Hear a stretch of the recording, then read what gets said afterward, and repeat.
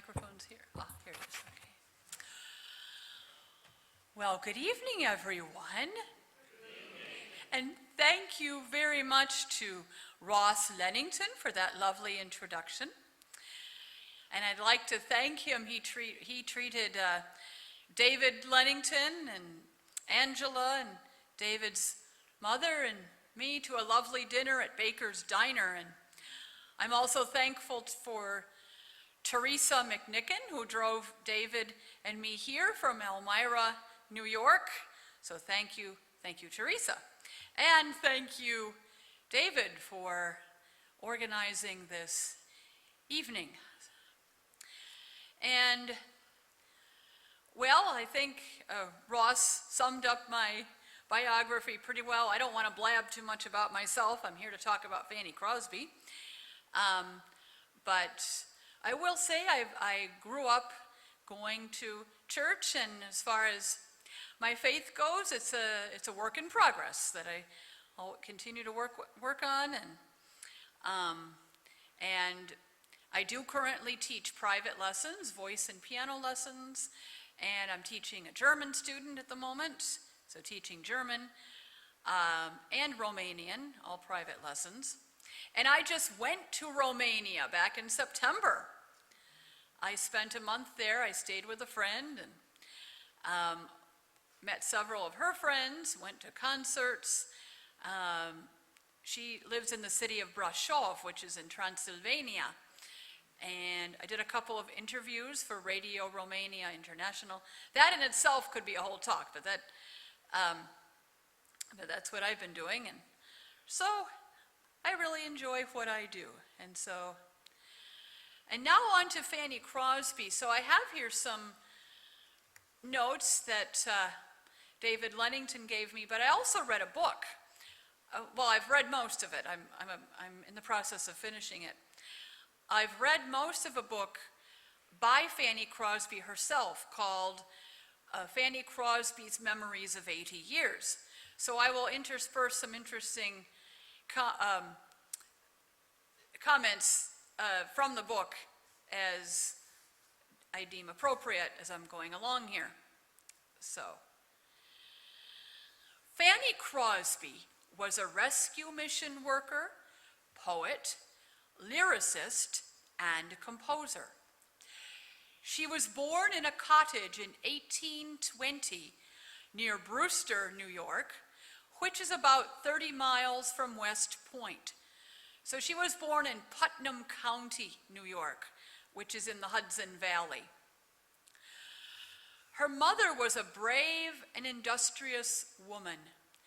Her father was John Crosby. He died before Fanny was a year old. Fanny's family traced their lineage back to 1635.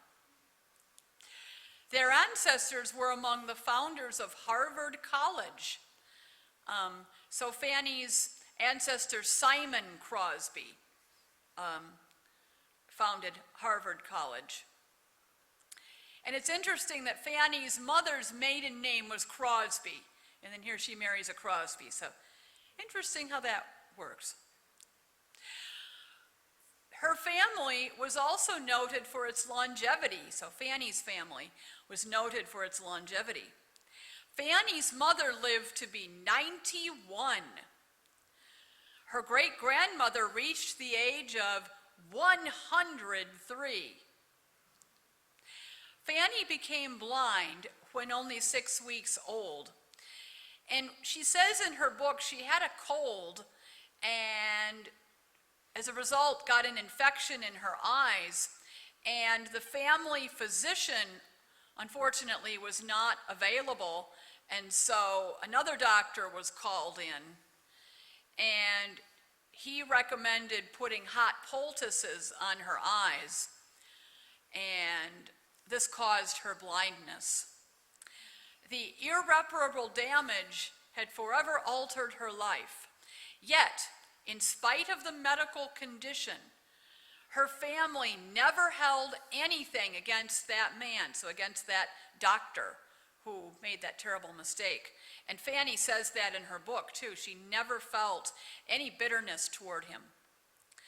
Because of the death of her father, Fanny's mother was a servant for a wealthy family.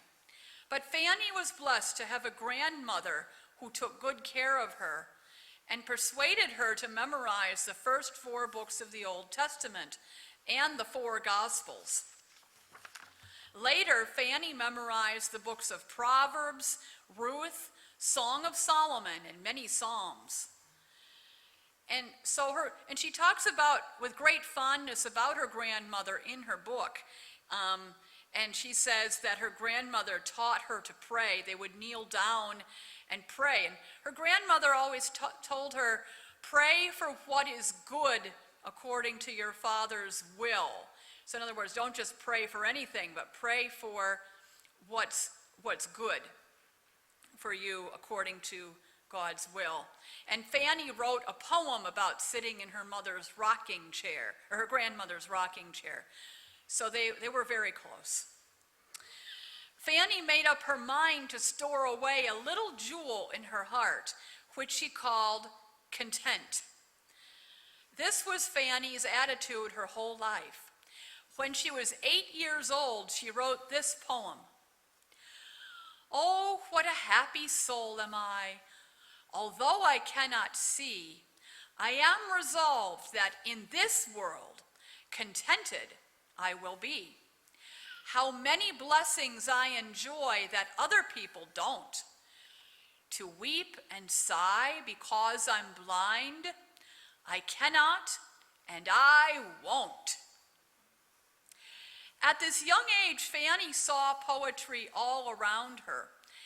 When she gathered flowers and caught their fragrance, she wanted to say something poetic about them. And again, she also describes, in her book, she describes the scenery of Putnam County as if she saw it with her physical eyes, the majestic,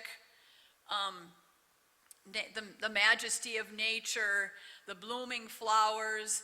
And she said that she saw with her inner eye. So even though she was blind, she could still see with her inner eye. In 1834, Fanny's mother learned of the New York Institute for the Blind. Fanny often described that day as the happiest day of her life. Although she was already a gifted poet, guitarist, and storyteller, she craved knowledge and enrolled with enthusiasm. Now, it's interesting, in her book, she talks about going on the stagecoach with this lady, and although she was happy, she was sad to be leaving her mother, and she did have siblings. She had younger sisters. And she was sad to leave, and the lady said, well, we could turn around and you could go back home. You don't have to go to New York. And Fanny said, no, I'm going. So she overcame her homesickness and went to the institution. And Fanny was quite a prankster, so she may have been blind, but she was a very normal little girl. And she tells a story in her book. Her mother was a servant to this wealthy lady, and the lady said, you can pick any roses you want except for a tree with white roses. Well, Fanny's friend wanted a white rose, and Fanny said, well, Mrs. Holly, that was the name of the lady her mother was serving, Mrs. Holly said, we can't pick the white roses. But the friend wanted a rose anyway, so Fanny picked one, and Mrs. Holly saw what she did and said, Fanny, did you pick a white rose? No, madam, she said. Well, Mrs. Holly read her the story of Ananias and Sapphira, and she said, from that day on, I never told another falsehood. So, as those of you who may not know, they were in the Acts of the Apostles, they lied to the apostles about keeping money from them that they were supposed to give them. And at school, Fanny liked to, when the postman would come, Fanny liked to hide the pen and ink on the postman. And And she even wrote a poem and put it where you'd find it. It was raining one day and it said, "Don't come out in the rain. It's a heavy rain, but we know you're going to come and bring the letters. So we'll see to it that one of the employees makes you some flax seed tea." So yeah, she was a naughty girl. She was a mischievous girl, so very normal, feisty. While attending the Institute, this is interesting, while attending the New York Institute, the teachers did not encourage Fanny to write poetry, and they would often take her poetic work from her, and she would never see it again. This discouraged her greatly, and then one day someone visited the school, saw her work, and encouraged her, telling her that she was a poetess and that everyone would hear of Fanny Crosby someday. This was music to her soul as she waited so long to hear some kind of encouragement. However, as she says in her book, the superintendent at the school told her not to get caught up in the praise of people. He said, "Don't forget to give God the credit, otherwise you'll become too prideful." And she appreciated that he said that to her. In 1846, Fanny Crosby became an instructor at the New York Institute for the Blind. While teaching, she became friends with Grover Cleveland, and he often transcribed poems that she dictated to him. And Grover's brother was a secretary to the superintendent, so at the New York Institute. So Fanny remained as a pupil and an instructor at the institution in New York City a total of 23 years.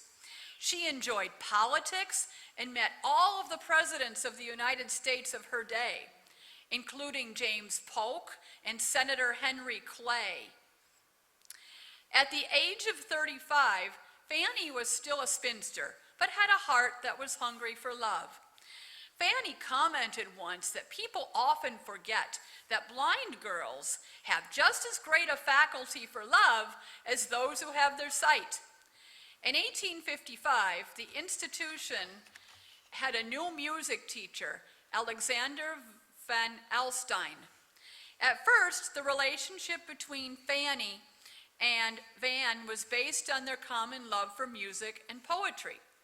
But after time, Van became deeply interested in Fanny's poetry, and Fanny became interested in Alexander's sweet strains of music. Fanny said, "Thus we soon grew to be very much concerned for each other." In 1858, they were married in a private ceremony. He was 27 and she was 38. About 1859, Fanny and Van had a child who died in infancy, and we know little about that child. Fanny seemed to have been deeply touched by this incident and only shared it with close friends. Interestingly enough, she does not mention it in her book. How much time she and Van spent together is questionable. They seem to have gone their separate ways. Van had his circle of friends and round of activities, and Fanny had hers, and the couple seemed content to have it that way. They both seemed interested in the other's career without becoming a part of it. Although Van preferred classical organ compositions, he took an interest in Sunday school hymn writing and collections. He would occasionally provide a melody for his wife's lyrics. Fanny did not begin her hymn writing until she was in her 40s. She said, "I never undertake a hymn without first asking the good Lord to be my inspiration." William Bradbury was the first composer Fanny met in New York City. When he came to ask her to write a hymn, she was delighted. She was just waiting for someone to ask that question. 3 days later, she returned with some verses, which he set to music and published. Her real work as a hymn writer began in that hour. Howard Doane was one of Fanny's main composers. When Doane first went to New York City to inquire of Fanny, he could not locate her right away.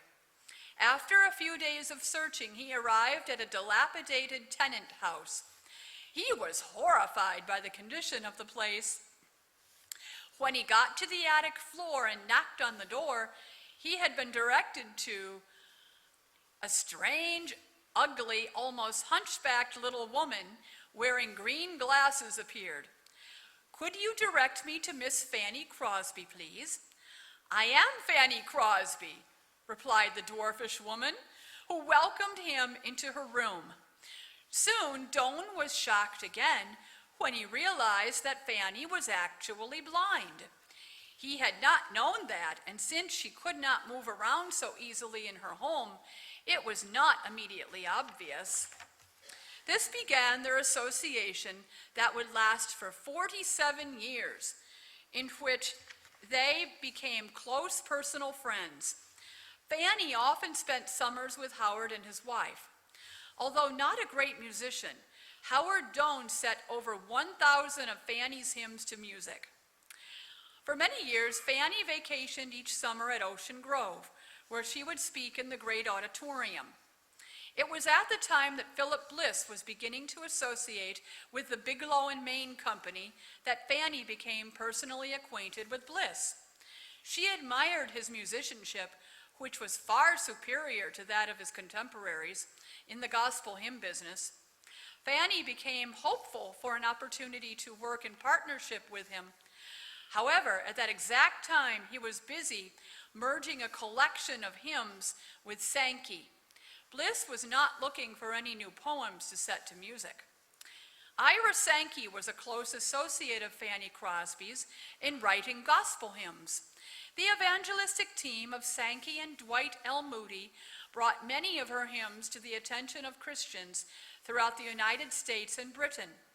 For upwards of 20 years, Fanny Crosby was the warm friend and patron of the Bowery Mission. The building where she did much of her work was destroyed by fire and replaced. And Fanny spoke at many, many missions and many meetings. Fanny Crosby's piano is located in the present Bowery Mission building. By the age of 93, she had written 5,959 hymns, paid for by the Bigelow and Maine Company, and she wrote approximately 2,700 more for other publishers and friends, in addition to secular poems. Because of the flood of Fanny's songs, the Bigelow and Maine Company asked Fanny to use different names to disguise their lack of composers. She used over 200 pen names. Fanny lived to be 94 years old. Even in her later years, although hunchbacked and dwarfed, Fanny would trip down the stairs as nimbly as a girl in her teens, singing merrily as she went. There must have been a royal welcome on February 12, 1915, when the Queen of Sacred Song burst the bonds of death and passed into the glories of heaven. The funeral held for Fanny included two of her most favorite things, flowers and hymns. The choir with the congregation sang Aunt Fanny's favorite hymn, Faith of Our Fathers. The choir also sang several of Fanny's hymns, Safe in the Arms of Jesus, and Someday the Silver Cord Will Break. Fanny Crosby once said, "When I get to heaven, the first face that shall ever gladden my sight will be that of my Savior." Thank you very much. And now I invite you to join me